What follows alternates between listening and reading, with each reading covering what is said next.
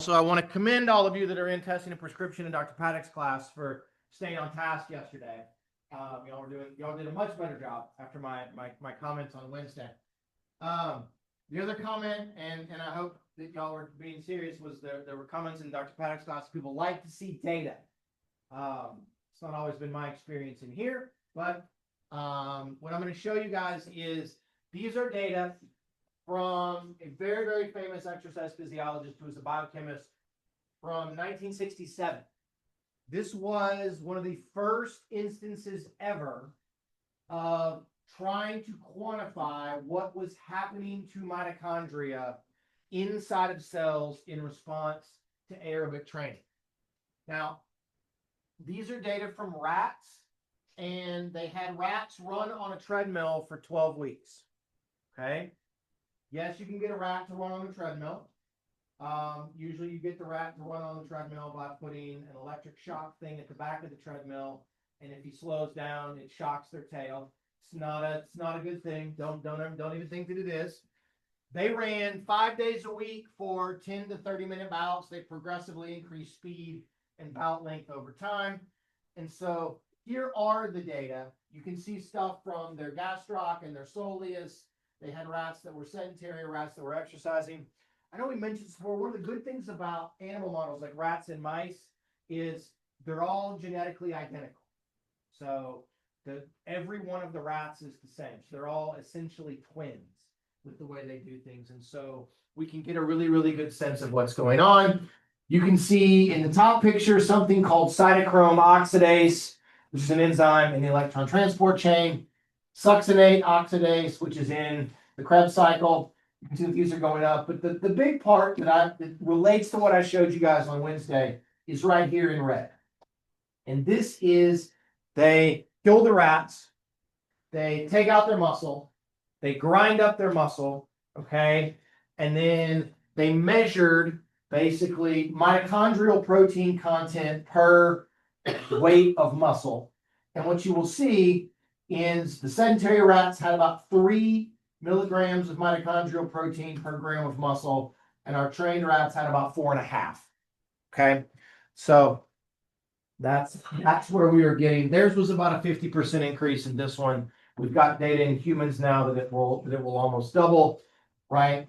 And so this was one of the first observations about, oh, look at this. When you train, they get better, their mitochondria go up. Well, that makes sense. Okay, that makes sense. So to do a similar thing in people, we have to take a biopsy and pull out a chunk of your muscle, which people do, and we have done, and that's how we've arrived at this idea that it doubles. Okay, all right. So you may ask the question, well, how do we get new mitochondria? Where do they come from? What's the signal? Like, why is running or biking, why is that a thing that turns on the genes in the nucleus, or they actually turn on the genes in the mitochondria because they have their own genes that says, hey, make new mitochondria. So we're going to talk about that for a minute, okay? So remember, mitochondria have their own DNA. They have separate DNA from the rest of the cell. You get your mitochondria from your mother, so you have your mother's mitochondrial DNA. Okay, so what we need to do is to use exercise to tell the DNA or activate the DNA in the mitochondria and get it to say, make more mitochondria. Okay, make more protein, double our size, that kind of thing. Okay, and so I'm going to mention a very long, kind of wordy signal, kind of signaling molecule that's going to be in here, okay? And I just want you to know what it is. We're not going to get into all of the individual molecular signals or anything else. But you remember in skeletal muscle, for making muscles get big, who remembers what is the one sort of signal we need to turn on this to make muscles get bigger, to drive hypertrophy? mTOR, very good, okay, mTOR. For mitochondrial, we call it biogenesis, for making new mitochondria. We need to turn on something called peroxisome, proliferator activated receptor gamma coactivator. otherwise known as PGC1 alpha. Okay, otherwise known as PGC1 alpha. It's not exactly analogous to mTOR, but in a lot of ways, this is the sort of signal hub that if we can turn on PGC1 alpha, we're going to get more mitochondria. Okay, it plays a very, very, very, very high role here. And I will show you guys this, right? Here are some data from humans where you can look at PGC1 alpha levels before training, after training. So it goes up markedly, okay? Very, very much up. Data in the same one, if we look at it by fiber type, which I think is really important, okay? It goes up a little bit in type 1 fibers, but where it really goes up is in type 2A, okay? In type 2A. We cannot make more type 1 fibers, which already have a lot of mitochondria, by training. What we can do is shift 2X fibers to be 2A. And then we take those 2A fibers and we can dramatically increase the amount of mitochondria in them. Dramatically. All right? And so what you see then, that makes sense when you look at, oh my gosh, look at this ginormous increase in PGC1 alpha activation in 2A fibers. Okay? This is why, regardless of your fiber type, regardless of where you start, I can make every one of you in here a much, much better distance athlete. I can't do anything I have no control over how big your muscles can get. I have almost no control over how fast, like you can sprint, because I can't change your fiber type. But because 2X go to 2A, and because 2A have this giant potential to increase their mitochondrial content, everyone can be a better distance athlete. If you're already lots of type 1 fibers, great. You're in a good place to start with. But if you're 50-50, if you're 60 or 40, 70, 30, type 2, they go to 2As, and we can dramatically increase it. So everybody can be a better distance athlete. All of you can run a marathon. I don't encourage you to run a marathon. It seems terrible. But everybody can if we'll just stress our system a little bit. Okay? So again, showing you where PGC1 alpha fits in all of these signals. You do not have to know any of the other stuff that is on here. Okay? None of it. But I like to show it so that you can see all of the things that are downstream of PGC1 alpha and the things that may actually turn on PGC1 alpha and how that's going to be related to the way we exercise. Okay? So here's PGC1 alpha right here.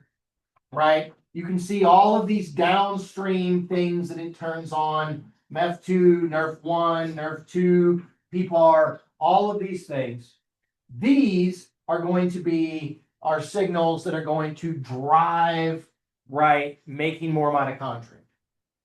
Okay? So PGC1 alpha, when it gets activated, activates all of these things, boom, boom, boom, boom, boom, through all these signals, we get more mitochondria, right? Mitochondrial DNA transcription and translation here. Things that activate PGC1 alpha, the big one is something called AMPK or AMP kinase, which energy deprivation or energy use during exercise activates AMP kinase, which activates PGC1 alpha. So part of this is you expend energy. You expend it very quickly if you're doing high intensity exercise, activates AMPK. If you're doing lower intensity exercise, if you go long enough, you expend enough energy, it activates AMP kinase, which activates PGC1 alpha. Okay? What we're doing is the body senses we're out of homeostasis because we're using lots of energy, and its response is make more mitochondria so we have a capacity to make more energy aerobically. If detriment or lack of energy is a problem, let's change that and do a thing so we can make more. Right? That kind of makes sense, right? That seems kind of intuitive. If the problem is I can't run any farther because I'm out of energy. I can't run at this high intensity because I'm out of energy. I'm making lactic acid. The response is, okay, we'll make mitochondria so we'll make less lactic acid. We can derive more energy aerobically. That's kind of the algorithm that works here. Okay. Nitric oxide signaling, cold, fasting can do some other things, which may actually lead to an inhibition of PGC1 alpha. And then we've got this other deal that exercise also, we get lots of calcium signaling, and the calcium signaling may bypass some of PGC1 alpha. It may act more directly on these downstream effectors from PGC1 alpha. Okay. I'm not going to test you on this. You don't have to know about calcium. You don't have to know about energy deprivation or anything else. But I think it's beneficial for you to see it, just so that as you walk your way through, you have some sense of why we exercise the way that we do and why that gets us more mitochondria. Okay. Okay. I mentioned this on Wednesday. I'm going to mention it again. Okay. But this is biochemistry, and I'm sorry. I know biochemistry sucks, right? Like so many different things, but this is biochemistry. All right. But they have really important, the biochemical effects of having more mitochondria are not just that we have a greater capacity to generate energy aerobically. It also has some effects on lactate. It has some effects on our ability to metabolize fat as well. And it all comes back to the biochemistry of our system. Okay. When we increase mitochondria, it limits fatigue. Okay. Biochemically, having more mitochondria, we say that it makes the aerobic metabolic system more sensitive. Okay, more sensitive. For those of you that were in class yesterday, Dr. Paddock's class, if I am a type 2 diabetic, what am I not to insulin? Sensitive. I'm not very sensitive to insulin, which means I got to have a lot of insulin that goes in to get any kind of response. Okay. Biochemically, when a system becomes more sensitive, what that means is you need a smaller input to get the same output. Okay. So I need a smaller perturbation in aerobic metabolism to activate aerobic metabolism. And so by being more sensitive, the way we get that, this is what we talked about on Wednesday, is there's more mitochondria, so there's more enzymes. There's more Krebs cycle enzymes, there's more electron transport chain enzymes, there's more electron transport chain in general. Because of that, the random chance that a reaction will happen goes up. Okay? It goes up. The example we used was if we double the number of people in this room, the chances of you bumping into somebody in the room goes up. Okay? We were all wandering around in here with our eyes closed. If there were twice as many of y'all, we'd bump into each other more often. Okay? So what this means functionally is that for any amount of pyruvate that gets made through glycolysis, there's essentially double the chance that pyruvate will go into the Krebs cycle. And therefore, it doesn't have to go into lactic acid. Okay? Additionally, because we metabolize fat in the Krebs cycle and the electron transport chain, there's now a much greater chance that any fat that makes it in is also going to enter into the Krebs cycle. So people that are highly trained metabolize more fat. They derive a greater proportion of their energy from fat. Okay. So now I'm not making lactic acid as much, so that's not going to cause fatigue from direct inhibition from hydrogen ions. If I use more fat, what am I not using for energy? Glycogen, glucose, okay? Blood glucose falls, fatigue. Muscle glycogen gets used up, fatigue. Liver glycogen gets used up, blood glucose falls, fatigue. Okay? So I am now, simply by having more mitochondria, preventing both central and peripheral fatigue through multiple mechanisms. And that's why this adaptation is so powerful. That's why it's so important for allowing us, right, to be able to exercise longer and at higher intensities than we could before. Okay. This is probably the trickiest kind of concept of aerobic training stuff. It's this idea of the sensitivity of the mitochondria. Okay. Okay.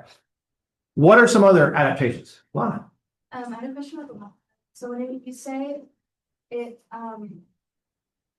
they're gonna be more like central fatigue resistant, Yes. is that because less, byproducts? Like Less byproducts. So if you make less lactic acid, the acidity is what makes your muscles burn during exercise. So there's less pain and discomfort in that way. That could be central fatigue. You could stop because of that. Also, when you use up blood glucose and you use up muscle glycogen, that also results in central fatigue. Okay, so that's why you're getting it from sort of multiple directions. Okay. All right. Okay. So other adaptations that are going to play a role in aerobic metabolism are things that are happening in the muscle. I know saying that having more capillaries is a muscle adaptation and not a cardiovascular adaptation may seem counterintuitive, but we're going to label it under muscle. Okay. It does us no good to have all of these mitochondria if we can't supply them with more glucose, more fat, and more oxygen, and then have a capacity to remove the extra CO2 that we're making. So another adaptation to training is every fiber will get more capillaries that surround it. Having more capillaries is beneficial because it gives more pathways to get highly oxygenated blood through that muscle and to bring substrate to the muscle as well. Okay. How does that limit fatigue? Well, the big thing that it does is if you can imagine that the room is a muscle fiber, okay? And every one of you in here is a mitochondria. And I have one capillary, and that capillary runs sort of like right through here. And if I need to get oxygen to Jasmine or somebody in the back corner, it's got to go a long way to get there, right? When they make CO2 in the back there, it's got to come a long way to get up here. But if I have a capillary here, and a capillary in the back, and a capillary in the middle, and a capillary over there, then it's much, much easier. The diffusion distance shrinks. I just have to get oxygen right to you guys that are right here that are mitochondria. The one in the back is going to take oxygen and substrate there and grab the CO2. Okay? So by having more, it reduces the diffusion distance. Reducing diffusion distance means it takes less time for those things to happen. So we can have more availability in our reactions. Also, having more capillaries slows down blood flow. There's more pathways for things to go through, so it slows down how quickly the blood moves. By slowing down blood flow, we allow more time for diffusion. Okay? You guys ever sat like by the highway? People drive by and they're going really, really fast. If they were trying to like throw something out your window. So where I was on like, hey, anybody ever have a paper route when you were little? And I'm like, none of y'all ever had a paper route. You don't even know what a newspaper is. They don't exist in print. But they used to. Was a big thing, right? You would have a paper route and you'd ride your bike around, you'd fold up all your papers and you'd throw the paper into somebody's driveway-ish, right? But if you were in a car, like a race car going fast, it's hard to throw the paper out because you don't have enough time. But if you go really, really slow, it's much easier. That used to be my example. Like I need to get a better example. But it slows down blood flow, which allows for more time for things to diffuse. It also helps us remove lactic acid and get a greater capacity from that standpoint as well. Okay. So more mitochondria, more capillaries. If you were to put this into the Fick equation, having the capillaries and the mitochondria increases AVO2 difference. It increases our capacity to extract oxygen out of the blood and use it in the mitochondria. Okay. That's the big piece that's going to go on. Right? Okay, wait, how am I doing? Yeah, okay, I still got a couple of minutes. I'm all thrown off. Okay. So lactate threshold also increases. Okay. This is going to take a little bit of explaining to get you guys to understand kind of what all is going on with that. Okay. So what I'm going to do is I'm going to try to draw. I don't think I have it in here. No. I'm going to run the screen up and I'm going to draw out what's happening with lactate threshold so that you guys can hopefully see this a little bit better. That'll be the last thing that we do today. Okay. All right.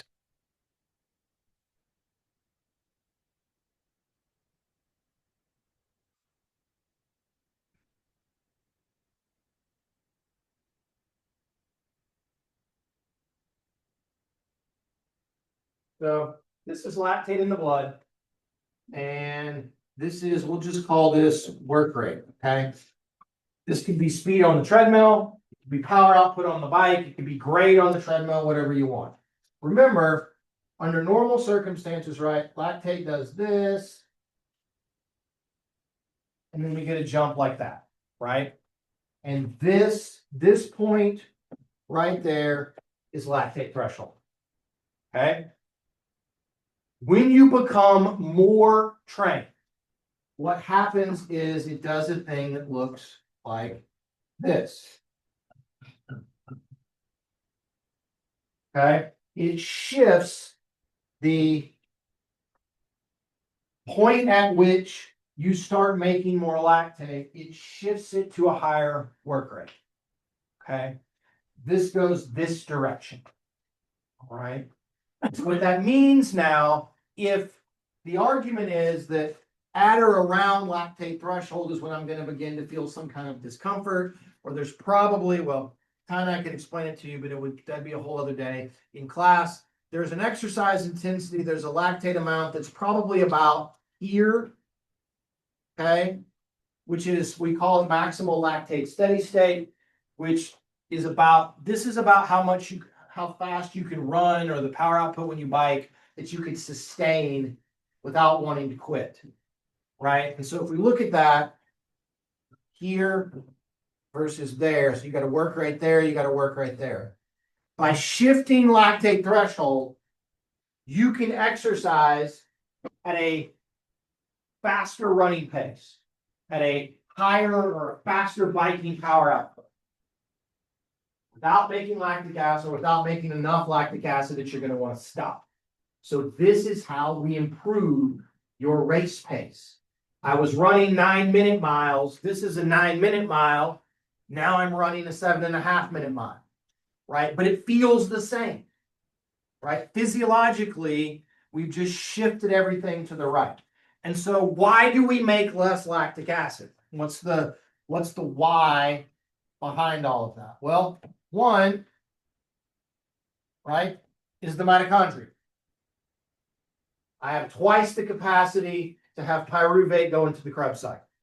So I can do that. I can make the energy. I'm not going to overwhelm the Krebs cycle with pyruvate, so I can work harder and harder and dump more pyruvate in before I get to that particular place. Okay. The other part of it is due also with the mitochondria, and it's also due with the capillaries that I can take away, and I can shuttle the lactate away, shuttle it away from my muscles, buffer it, and then use it otherwise. Okay. That's the other piece of this. And so after training, and we can look at this in a couple of ways. Most of the time, what happens is that at any given exercise, sort of absolute work rate or pace, you make less lactic acid than you did beforehand. Okay. Sometimes your VO2 max is also going to go up. And so if we say, right, here is max, there is max. In the original condition, lactate threshold was at 60% of max. After training, it may still be at 60% of your max, but your max has also gone up. And so your ability to do that work is going to happen. But what normally happens, if this is pre-training, post-training, it's usually not here. Maybe now it's at 75. So you're going to get the shift, and then also it shifts in relation to your max. And so that's going to be good. We see highly trained endurance athletes that have lactate thresholds that are over 90% of their VO2 max. Okay. In my very first faculty position, we were at a Division II school. One of my master's students was the assistant cross country and track coach. Part of his master's thesis, we did lactate threshold testing on everybody on the cross country team. We correlated that to their race pace. Their best female runner, her lactate threshold was at 93% of her VO2 max. So essentially, she was able to race at VO2 max. Okay. She had the lowest VO2 max of anybody on the team. She had wrung the most performance out of her genetic possibilities that she could. Right. And so what that told us was that, well, the other girls, if we train them properly, have a higher capacity, right? If trained better in those ways, they have a greater sort of genetic capacity to be able to do even more. But they had lactate thresholds that were 60% of their max. But their max was higher. So we worked on that. I think the 2 years that we did things together, I think basically they PR'd like every race. Right? Because they had never had any kind of real look at those kinds of things. But that's the stuff that happens. The guys, or the guy that runs, that broke the 2-hour marathon, his lactate threshold, which if you want to see things, I don't think I've told you guys this. If you have, it used to be on Hulu or on Disney Plus, but there's a documentary and it's called Breaking 2. And it outlines all of the testing and how they identified the guys to try to have them run to break the 2-hour marathon. And you get to go see what goes on at Nike. There's a guy who's a really couple of famous exercise physiologists that they interview and they talk to. It's really, really fascinating how they put this kind of stuff together. But those guys have lactate thresholds that are over 90% of their VO2 max. But their VO2 max is like 85 or some ridiculously high type of thing. Okay. All right. We'll stop here for today. You guys have a good weekend. Make good choices. I tried to get the aerobic adaptations worksheet posted, but there's some problems with the editable PDF. So I'm gonna try to get that